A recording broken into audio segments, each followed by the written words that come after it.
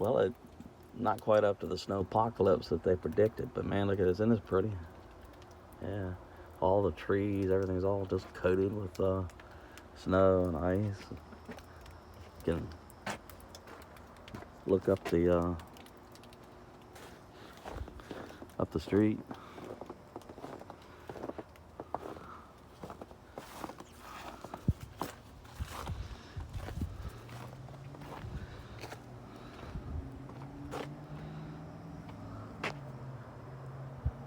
Little trees.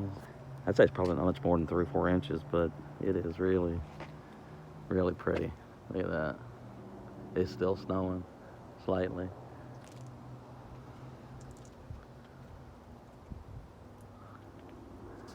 Absolutely beautiful. Snow is supposed to stop, I don't know, around 8 a.m., so about an hour and a half from now. And it's supposed to get down to about 15 Fahrenheit tonight, so it's going to be chilly. Stuff's not going to go anywhere. The roads don't look bad, but I would not take a full stride in this. You'll have to hit the ground.